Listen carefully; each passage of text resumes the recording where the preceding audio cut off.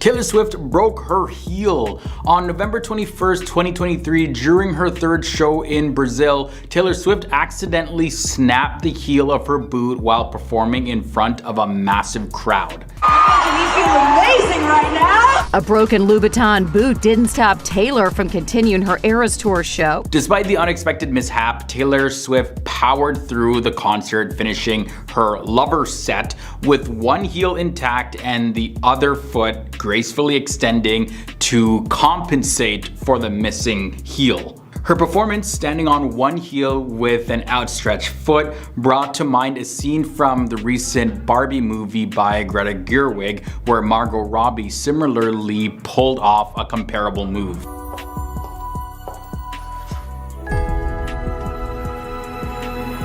Hey Barbie.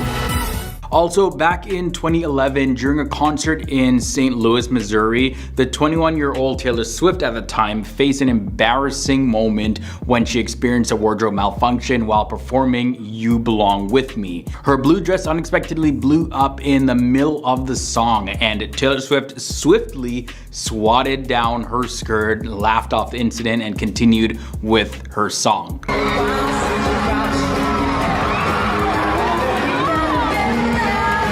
According to a close friend, this actually occurred because somebody had pointed the wind machine in the wrong direction. Taylor Swift also faced a very embarrassing moment at the BBMAs back in 2018 when her custom Versace gown led to a wardrobe malfunction.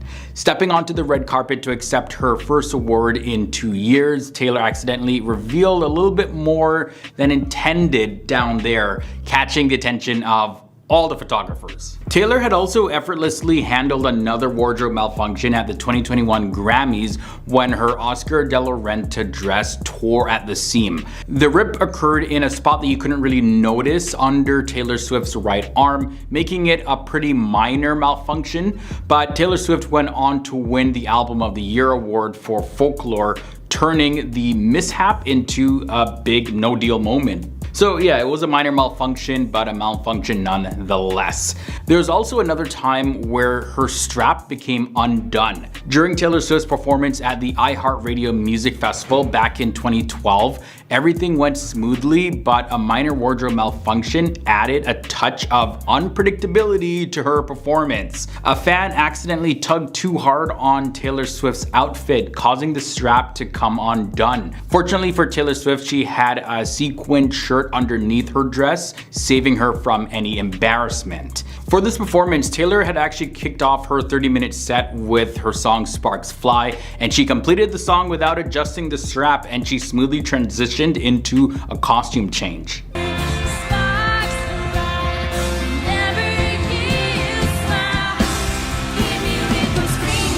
The malfunctions just keep on coming. Taylor Swift experienced an onstage mishap during a concert in Australia when she accidentally unzipped her bodysuit while transitioning in to perform her song King of My Heart. In a video capturing the moment, Taylor Swift, in the process of removing her robe, realized her bodysuit was fully unzipped, and with a visible oops expression, she promptly zipped it back up, and she acknowledged the crowd with a head tilt, and she continued her performance.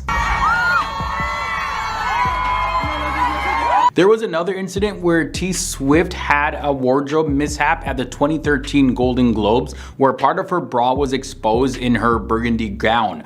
Wearing a beautiful fishtail Donna Karan gown with sheer panels down the sides, Taylor unintentionally revealed her stick-on bra while posing on the red carpet. Now this next malfunction, Taylor Swift, she played it off like a boss. In April of 2023, in a concert in Tampa, Florida, as part of her Eras US tour, Taylor had another slip up. While performing her song Lavender Haze in a purple outfit featuring an oversized sparkly t-shirt dress and fur coat, her garter belt began to slip. And then she walked over to a backup dancer and suddenly asked for help, making it appear as if it was all part of the show. There was an awkward moment with Ellen DeGeneres. Taylor Swift often faces intrusive questions about her love life, dealing with persistent inquiries about her relationships and her exes. Is he a good kisser?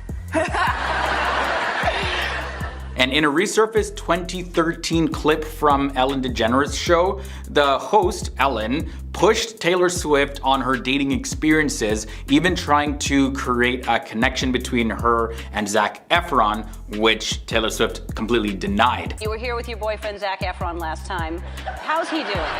Ellen then presented a slideshow of Taylor Swift with various men, urging her to ring a bell for those who she dated that showed up on the screen there. And uncomfortable with the game, Taylor Swift expressed this discomfort, and she stated that this is one aspect that she wishes to keep private. Taylor even said, "Do you know how bad this makes me feel? I don't want to. They'll send me angry emails and I don't want to get them." All right, I'll ring this. They'll send me angry emails and I don't want to get them. I'll hold it for you. Despite her reluctance though, Ellen rang the bell herself, causing Taylor Swift to be a little bit more uncomfortable and just pretty awkward. Okay, all right. There was another moment with an ET News reporter.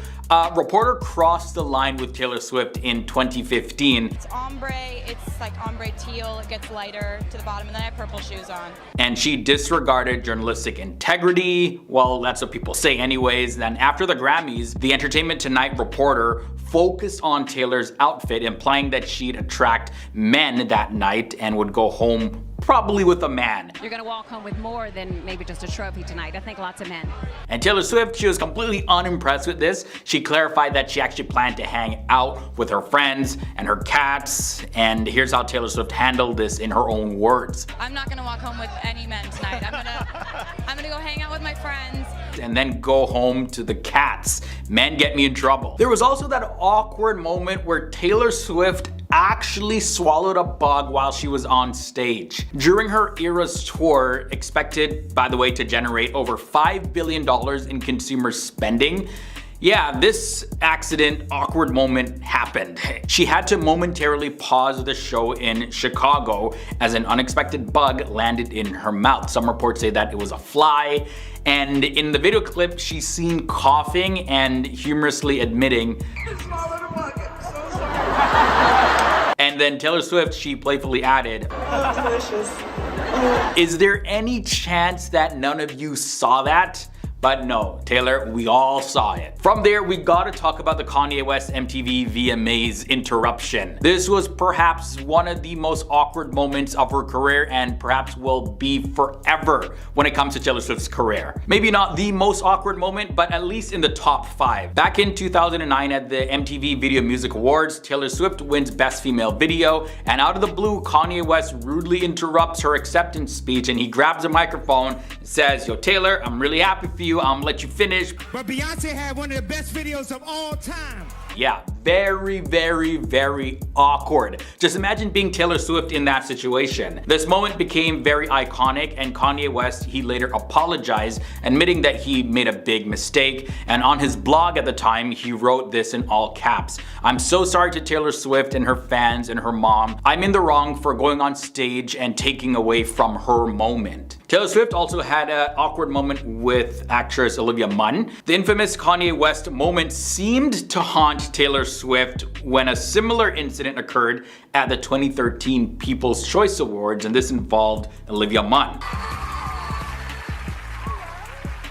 Winning the Favorite Country Artist Award, Taylor faced an awkward exchange when presenter Olivia Munn playfully took the award back, saying, "You want to thank me first?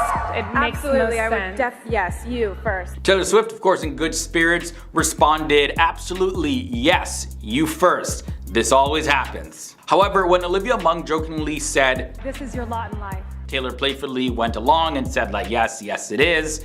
And then Olivia Munn afterwards made Taylor have her moment. And after the fact, they said that it was a pre-planned skit, but it still never took away from the awkwardness of it. I still think it wasn't pre-planned and they just said that. Either way, the final awkward moment that I gotta share is during the 2019 iHeart Music Awards, T-Pain made an awkward comment about Taylor Swift, recounting their first meeting where he accidentally headbutted her. In this cringe-worthy moment, he apologized saying, "Taylor, I never apologized apologize to you. The first time we met, You're so much taller than me that I thought you were standing on something. and then he humorously described trying to stand on what he thought was her platform, resulting in a headbutt to her chest. Like literally face first in Taylor Swift's chest. Taylor Swift, of course, appeared visibly uncomfortable in this awkward moment, and fans shared their reactions online, of course. They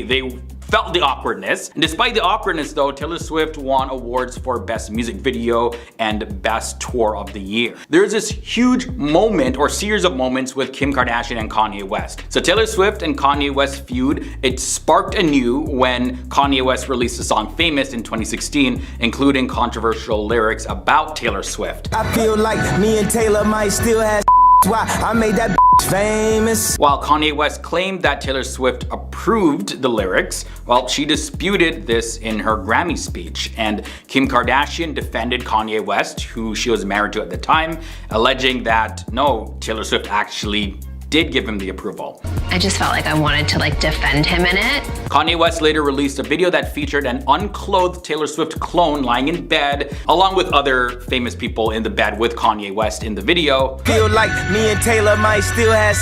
And Kim Kardashian then went on to share a phone call claiming that Taylor Swift found it a compliment to be included in the song. But Taylor Swift countered, questioning the absence of Kanye West, saying he's going to use the term that bitch. Now the saga unfolded on social media. Kanye West, Kim Kardashian, they say no, Taylor Swift gave her approval. Taylor Swift was like, well, sure, include me in your song, but you never told me you were gonna call me the B word. There are going to be people along the way who will try to undercut your success or take credit. There was also a reporter that made a mistake with Taylor Swift. Ahead of the 2012 Billboard Music Awards, a journalist made an awkward mistake when telling Taylor Swift that she was up for some additional awards. And Taylor Swift, she was clearly surprised, and she responded with uncertainty about hearing this.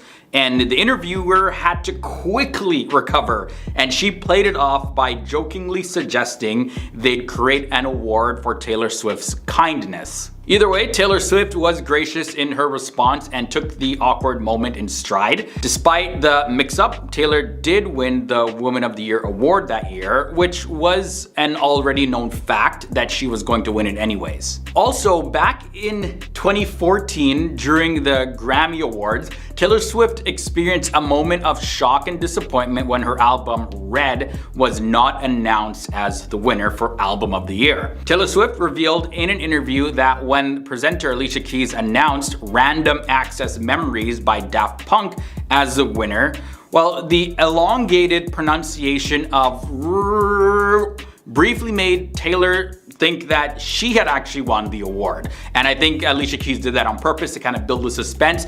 But Taylor Swift, yeah, it was pretty awkward for her. She candidly shared that she felt a mix of emotions in that moment. She even skipped the after parties. She went home, she cried herself to sleep, and she consoled herself with a meal from In-N-Out Burger. There was also this Taylor Swift-Nicki Minaj feud that went on, and this happened in 2015 when Nicki Minaj found herself in a social media feud over the MTV VMA nominations. It started when Nicki Minaj's Anaconda music video was not nominated for Video of the Year, leading her to question if she missed the deadline or something, right? She also expressed that videos celebrating slim bodies usually get nominated. So Taylor Swift, when she heard that, she interpreted it as a reference to her Bad Blood music video and responded suggesting that maybe a man took Nicki Minaj's spot, so not her, a slim girl took her spot. Nicki Minaj then had to go on to clarify that she wasn't actually targeting Taylor Swift, she was just speaking about the larger issue here, and Taylor Swift had to apologize and acknowledge her misunderstanding, even though it was pretty awkward for her.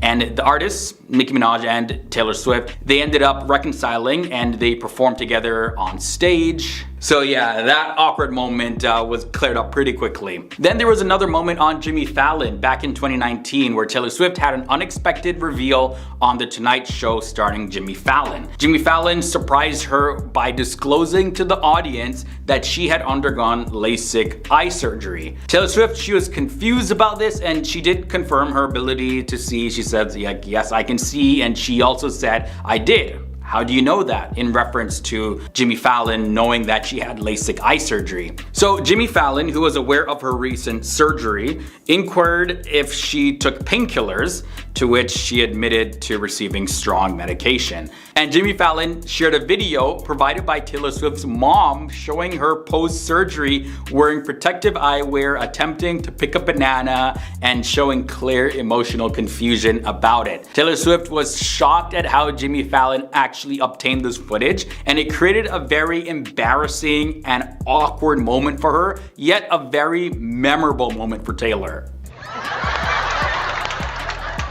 Don't fall asleep eating a banana, okay? I'm not asleep, my mind is alive. So let's dive right into it. Literally, one moment that we'll never forget is when Taylor first dived into the stage and it went absolutely viral. The internet went nuts over the videos of Taylor doing a seemingly magical stage dive where she appears to jump headfirst into a pool and swim down the stage.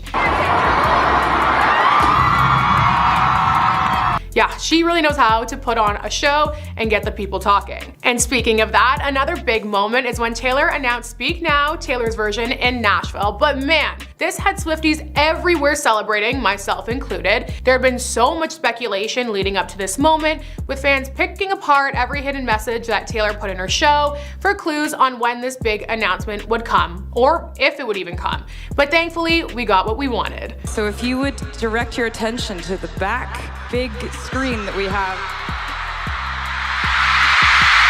While on tour, she also announced that another Taylor's version was coming, 1989, and she did it in the most Taylor Swift way by wearing blue versions of each era's costume, which was the color for 1989. Sort of show you something I've been excited to show you.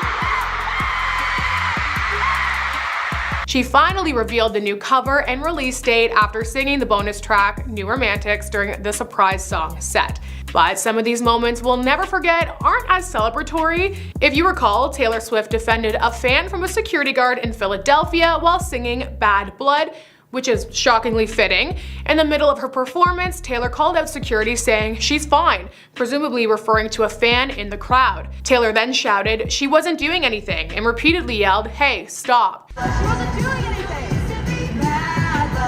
Hey, stop. It was equally as impressive as it was noble because she did not miss a beat or a lyric. And can you imagine Taylor Swift yelling at you? Hey, at least it would make for a pretty cool story, kind of like accidentally eating a bug. Yep. That actually happened to T Swift. Poor girl, I think I would cry and leave right then and there. But no, she is a seasoned pro. During her stop in Chicago, Taylor briefly paused for a coughing fit while performing before admitting to the crowd that she had actually swallowed a bug. Of course, she made light of the moment, joking that it was delicious, and then she carried on with the song. As they say, the show must go on.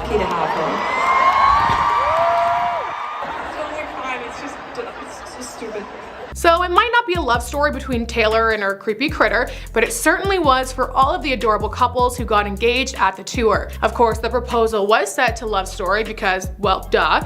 The Eras Tour quickly became a hotspot for proposals, kind of like the one in the Love Story music video. Can you imagine being proposed to like this? I know I would love it, but public proposals aren't for everyone. I'm curious to know your thoughts on this. But regardless, couples have been getting engaged left, right, and center during this tour, and personally, I love to see it. And clearly, Taylor loves the people who work for her. Right after the US leg of her tour came to an end, she reportedly gave some hefty bonuses to those who worked on it. I'm talking over $55 million in the hands of everyone from dancers to truck drivers and more.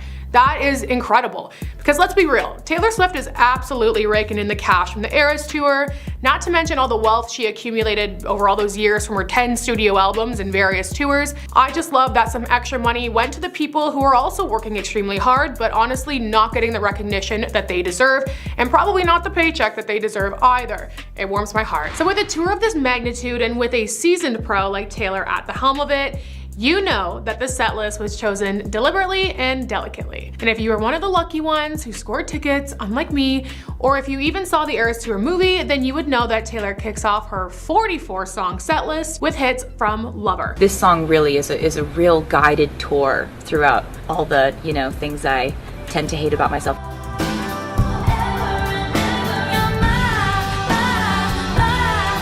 Now, fans have been speculating that Taylor made this decision because Lover is the first album that is actually hers legally.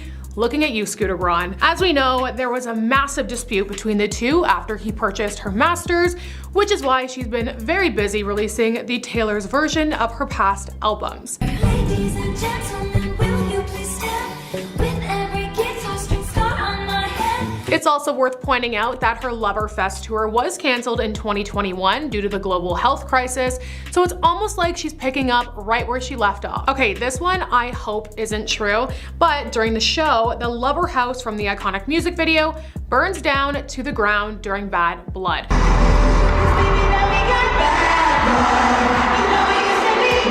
Now, this had people wondering if it could symbolize Taylor taking a break after this massive world tour, but I really don't see that happening. Taylor is having a moment right now. Between her wildly successful tour, the movie, plus all of the press she's getting from her whirlwind romance with Travis Kelce, she is everywhere. I mean, she just hit billionaire status. Dare I say she's in her billionaire era? So I can't see her slowing down anytime soon. I think we can write this one off as a homage to Bad Blood, the music video, or at least that is what I'm choosing to believe. Now we got problems, and I don't think we can solve them. Of course, Taylor also hides some Easter eggs in the props that she uses on stage. You can see that she's wielding the same golf club from the Blank Space music video. However, don't worry, she doesn't smash any fancy cars with it while performing, although that would be very entertaining. So it's gonna be forever, or it's gonna go down in flames. But she also brought back some iconic outfits like the fabulous purple coat from Lavender Haze. And if you recognize this gold shimmery dress, well, that's because it looks a lot like the one she wore during her Fearless era. Now, if you're thinking that us Swifties read way too much into the Easter eggs, this one will make you think again. Taylor's third studio album, Speak Now, was the one she had yet to release as Taylor's version, and this was due to copyright issues. However, Taylor dropped some major hints that this re-release was coming, and guess what? It did. Earlier in the tour, Enchanted was the only song she performed from Speak Now. Of course, fans thought this was a hint that the re-release was coming because Taylor was giving the other albums enough time in the spotlight, certainly more than just one song. And during the Reputation era set, Taylor is surrounded by dancers dressed as past versions of her, but they're all trapped in glass boxes. The Speak Now version of Taylor is the only one that is not released from its glass box at the end, while the rest of them are.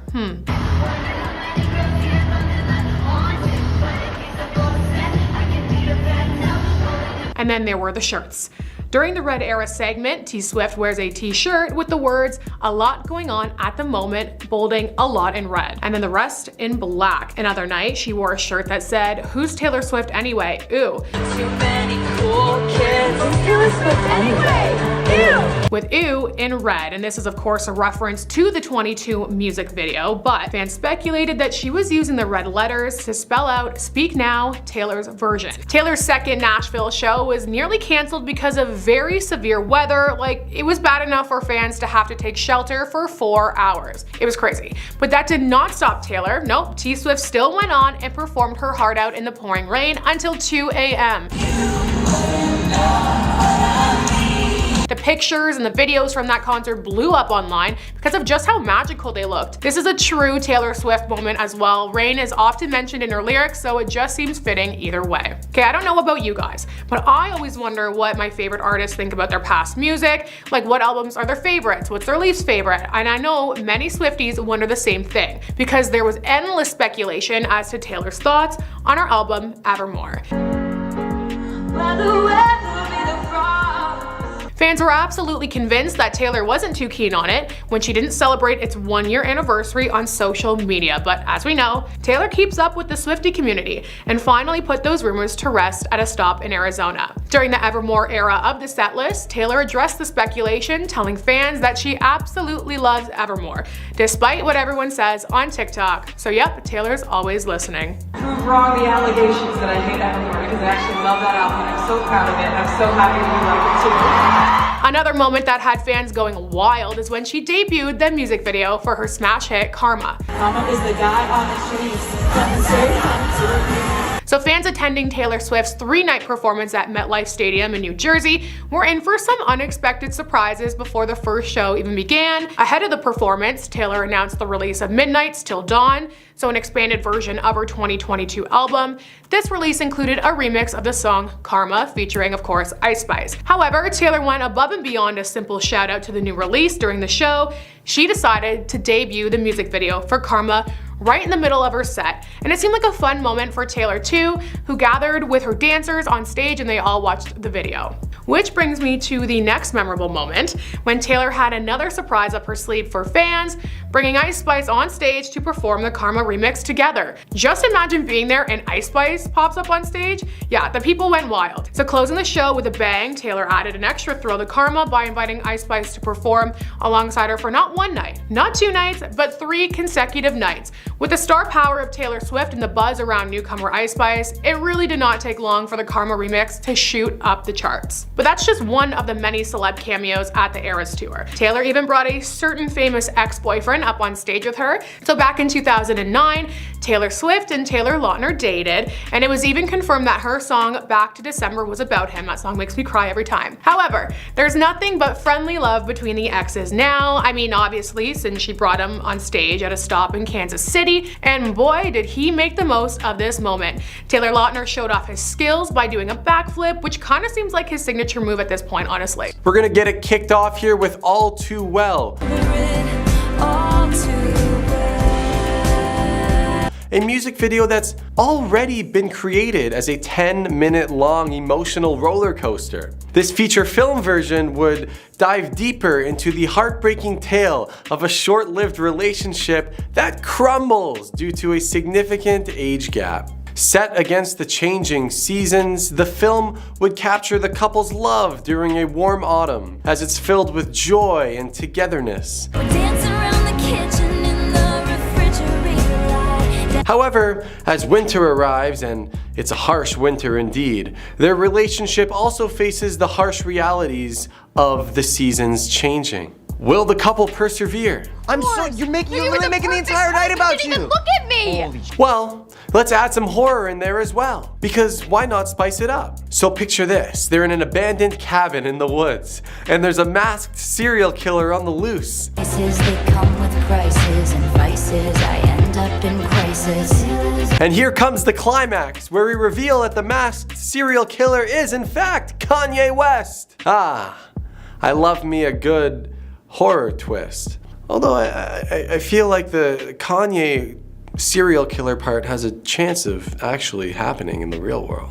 Anti-hero. Imagine turning Taylor Swift's anti-hero into a blockbuster film. We'd step into the life of a wealthy woman who, upon passing unexpectedly, leaves her self-centered family in utter shock. And when the will is read, well, picture her kids gathering, all expecting a larger slice of the fortune than the other, only to find out that their mother has left them with zilch, zero. Cue the confusion and the family drama as they try to figure out why on earth she would do such a thing. But here's the twist. The woman's motive behind doing so is not some secret treasure or long-lost relative who she secretly gave the money to, but she just wanted to stir up chaos from beyond the grave. She literally left them with nothing just to remind them that she's the problem, it's her. And hey, if you got similar vibes from this adaptation to a Knives Out, well, consider this movie as another addition to the Knives Out franchise, where Daniel Craig and Taylor Swift come together and solve some sort of weird mystery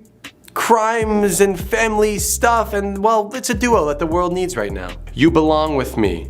Alright, picture this one. It's a cute but overlooked high school girl quietly crushing on her neighbor who's hooking up with the popular but seemingly insensitive cheerleader. I know what you're thinking. Where's the calm in this rom-com?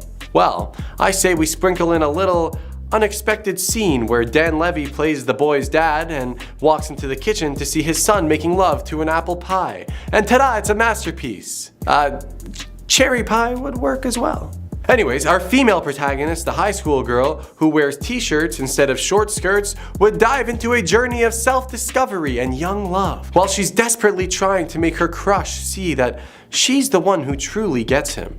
She's also learning a crucial lesson along the way. You can't force someone to love you. I still think the pie scene should be squeezed in there somehow, but we can leave that on the side for now. The Man. Okay, picture this one. Ricky Gervais, our protagonist, gets a magical makeover, transforming into a woman to confront his own not-so-great behavior. Now, Ricky Gervais has to experience life through a female lens. Why Ricky? Well, he's just perfect for this role. As Rickwina, as she now goes by, navigates her newfound identity, this movie dives deep into the stark differences in societal expectations and privileges between male and female. And she is thrust into a world where stereotypes and personal biases, as well as double standards, become glaringly obvious. The journey becomes a quest to challenge and break down all the preconceptions, while really championing the cause of gender equality. It's Ricky Gervais' dream scenario. Delicate. See, not every Taylor film can have a comedy aspect. This story would revolve around a young woman who wakes up one morning and is invisible to the rest of the world. Initially hating the solitude and isolation that come with her new circumstances, she eventually discovers the silver lining. She can get away with whatever the heck she wants. Oh, well, maybe this could be a comedy. See, as she learns to relish her invisible existence, the character starts to embrace the freedom that it offers when you're completely invisible to everyone else around you. She starts taking iPhones from Apple stores for free and unlimited samples from the local ice cream shop. And she's swinging on the park swings to scare other people who are watching and makes them think that there's a ghost on the swings when it's really just this invisible woman. It's genius. I don't think it's a comedy anymore. Because throughout the narrative, she encounters others who share the same hidden status, and they each come together to form a unique community where they're just completely unbothered by society's judgment. And the core message starts to unfold, which is that being delicate is not synonymous with being invisible. Instead, it's about discovering strength and authenticity within one's vulnerability. And of course, robbing Apple stores to try the newest iPhone for free. Ours. But this love is ours. The movie unfolds the story of an underappreciated office worker navigating the trials of a demanding workload and a challenging boss. But then she meets her new flashy coworker, and it's Brad Pitt. And as this connection starts to deepen, fueled by, flirting and camaraderie, Taylor Swift, our protagonist, and Brad Pitt find the courage to break free from this terrible 9-to-5 monotonous routine. And the film becomes a journey of self-discovery and empowerment as Taylor chooses honest and self-expression over the walls of a 9-to-5 job. And then they all start fighting in underground club scenes and betting on each other, and it sounds like Fight Club. Yeah, because it is Fight Club. All right, Blank Space. Finally, a horror movie. It's a chilling tale of a lonely cat lady who lives by herself in a huge, dark mansion. She's able to continuously lure these men into her house and her world by playing this facade as a sugar mama. However, she's really just trapping these men in her basement, and they are never to be seen again. This role screams Amy Schumer, in my opinion, because it just does. And then there's that climactic scene where all these rich and pretentious guys are forced to watch a full season of Keeping Up with the Kardashians. And then Amy Schumer comes back in and she comes downstairs and she screams, "Darling, I'm a nightmare, dressed like a daydream." And all the guys are like, "Oh my God." And then we roll the credits. Wildest Dream. Set against the stunning backdrop of the African tundra, the film unfolds the story of two actors brought together to shoot a movie. See, their lives are colliding against the breathtaking landscape, and amidst the on-set chaos, a passionate love affair begins and starts to blossom. See, when they return to the US, however, for the premiere of this movie, the harsh reality sets in, and their overseas love affair turns out to just have been a spur-of-the-moment type of thing. And now they have to navigate the aftermath. Is their love sustainable? Was it true love? Is this just The Lion King in disguise and being filmed for the 5th time? I don't know. We've yet to find out. Alright, Bad Blood. 'Cause baby, now we got bad blood. Ah, the heart-pounding world of female assassins, where style and sensuality and rebellion all come together and collide. This sci-fi and action-packed story would revolve around a dynamic assassin duo, until one betrays the other, leaving her for dead, with a dagger to her back. And in a twist of fate, the betrayed assassin, obviously being played by Taylor Swift, is miraculously rescued by a brilliant scientist, obviously being played by Timothée Chalamet, who rebuilds her and transforms her into this machine AI version of an assassin who seeks revenge. So, will Robot Taylor get her revenge on her other assassin partner, who did I mention was Katy Perry?